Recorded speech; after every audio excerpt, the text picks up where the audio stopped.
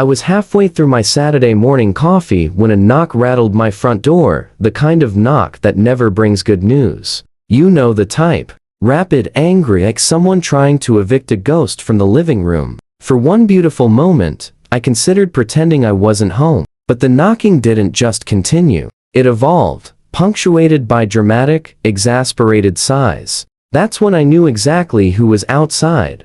Karen from the HOA. I cracked the door open. "Good morning," I said, even though I didn't mean a single syllable. Karen stood there in her trademark HOA uniform neon visor, clipboard clutched like a weapon, and the facial expression of someone who smelled something she didn't approve of. "There is an issue," she declared, each word hammered out like she was nailing up a warning sign. "Your guest's truck is sticking out 2 inches past the driveway line." I blinked. 2 inches? 2.4? 2.4, she corrected, smug, as she'd personally measured it with a laser level certified by NASA. My friend Mark had stopped by to borrow a tool. He was still rummaging around in my garage looking for it. I gestured in his direction. "He'll be gone in 5 minutes. Karen crossed her arms like she was bracing for impact. "The HOA handbook clearly states," I held up a hand. "Karen, I promise the neighborhood infrastructure is going to survive this."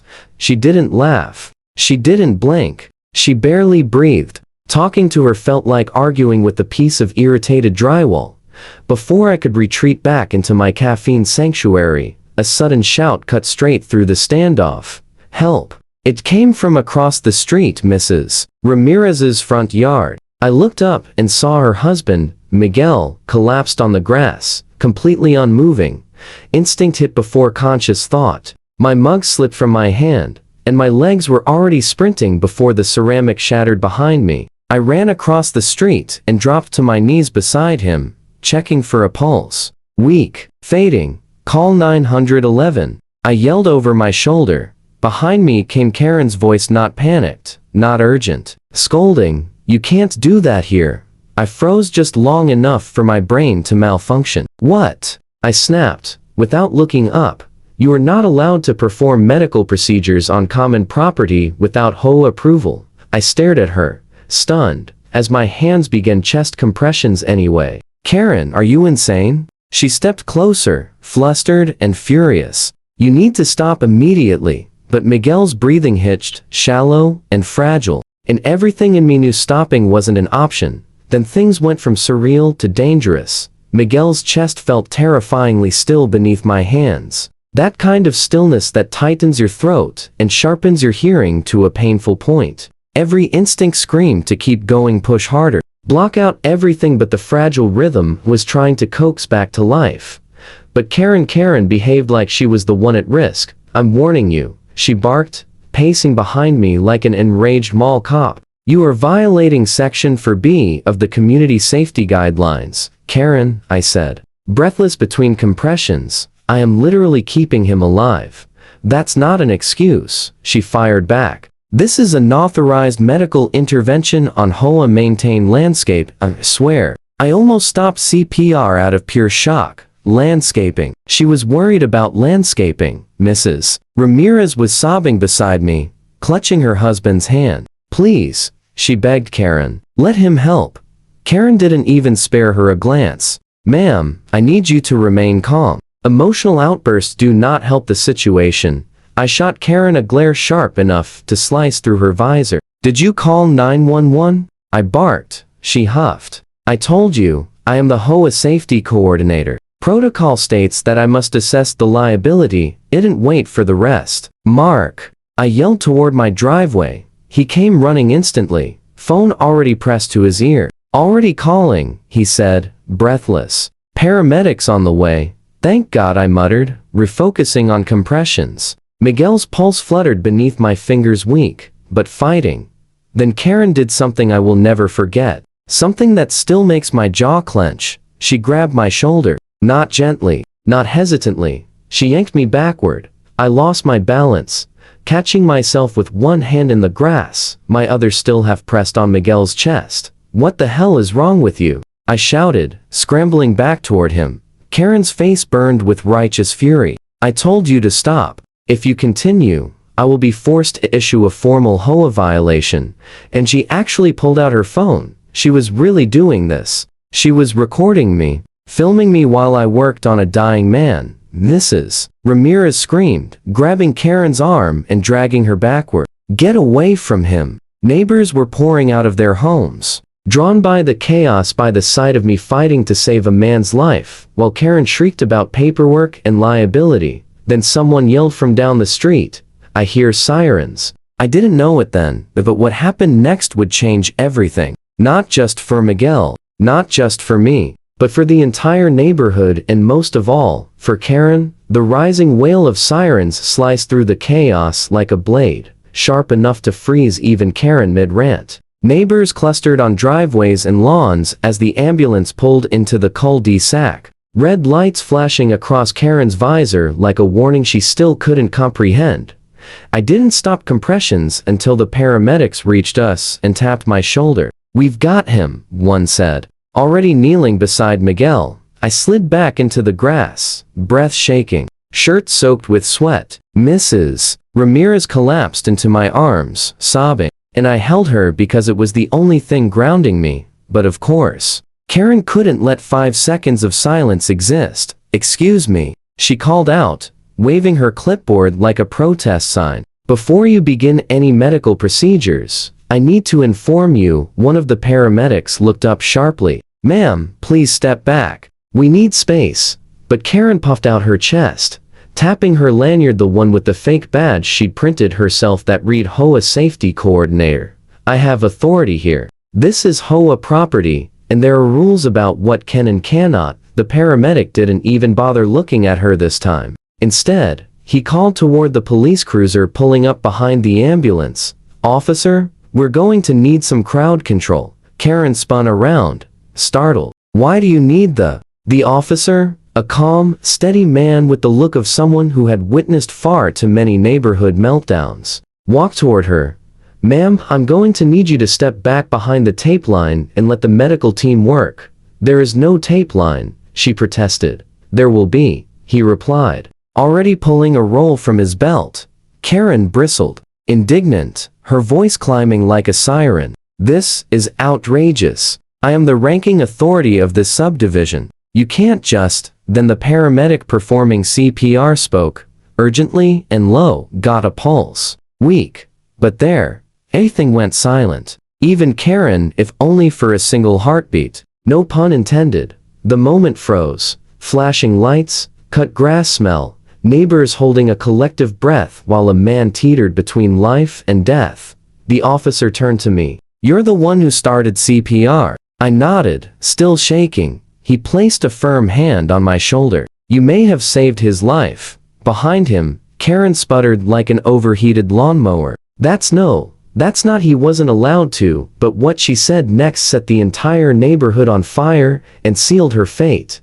The second the officer praised me, something snapped inside Karen. You could practically hear it, like a cheap plastic hanger cracking under too much weight. Her face twisted, not with fear, not with concern, but with pure offended outrage. No, she hissed, pointing a trembling finger at me. You cannot reward him for this. He violated HOA protocol. He trespassed onto common property. He performed unlicensed medical activity. The officer blinked slowly, the expression of a man trying to determine whether he was being pranked. Ma'am, he performed CPR. Exactly, she said. As if that proved everything. And that requires approval. We have forms. Emergency forms. I wrote them myself. A ripple went through the crowd. Disbelief, irritation, the dawning realization that Karen had crossed a line none of us even knew existed.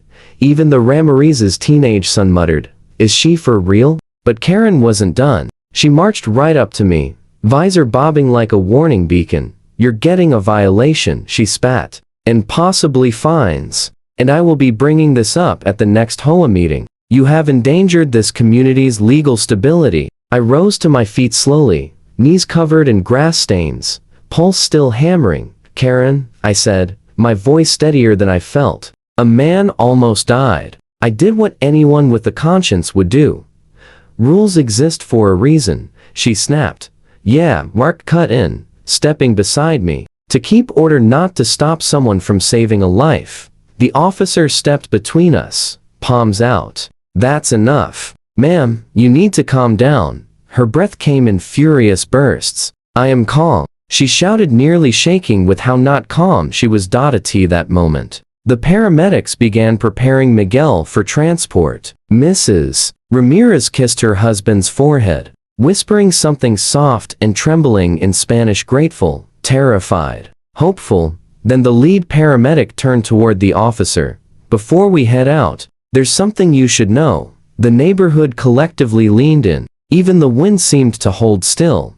We have reason to believe someone physically interfered with life-saving procedures. Karen's face went ghost white. And we'll need to document it, he finished. A chill swept through the crowd. Every eye. Neighbors, officer, paramedics shifted, slowly and inevitably, toward Karen. The air tightened, heavy as storm clouds ready to burst. Karen stood rigid, clutching her clipboard like a cardboard shield. The officer stepped forward, posture shifting, calm, but officially serious. Ma'am, he said carefully, did you put your hands on this man while he was performing CPR? Karen blinked rapidly. I simply enforced the rules. He wasn't authorized to. That's not what I asked. For the first time all morning, Karen's confidence cracked. She looked small, cornered. Neighbors pressed closer, watching her unravel. She's done, someone whispered behind me. The paramedic added,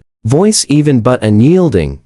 Interference with the life-saving intervention is considered obstruction, and we have multiple witnesses. Karen's mouth opened and closed like a stunned goldfish. Witnesses? They're all biased. They don't understand protocol. Mrs. Ramirez stepped forward, trembling, grief hardening into righteous anger.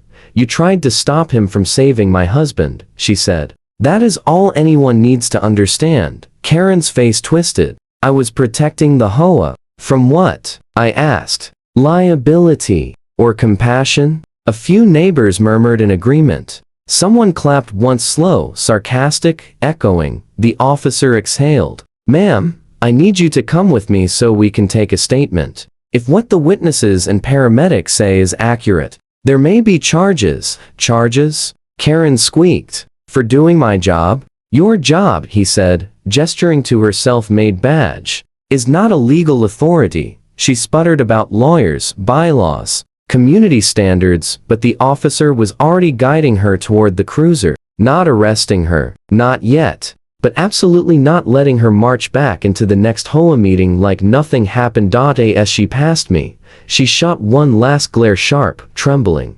This isn't over, she whispered. I met her gaze. For your sake, I hope it is. They drove off. Moments later, lights fading. The paramedics loaded Miguel, and before they closed the ambulance doors, one turned to me. You did well, he said. If you hadn't stepped in, he didn't need to finish. Neighbors lingered after all the vehicles were gone. The air settled into the kind of quiet that comes after a storm, still heavy, but cleansing. Priorities shifted, bonds strengthened, and in the middle of that quiet, Mrs. Ramirez hugged me again. I thank you, she whispered, voice breaking, for not listening to her. I smiled, tired, but steady. Some rules aren't worth following. Miguel survived. Karen didn't return as HOA safety coordinator or anything else. Turns out consequences don't need HOA approval. And our neighborhood? It finally took a breath again. If this story hit home, smash that like button, because ordinary people standing up can change everything. Subscribe to Karen's Hub for more real-life fights for justice. And tell me in the comments, how would you handle a Karen like this?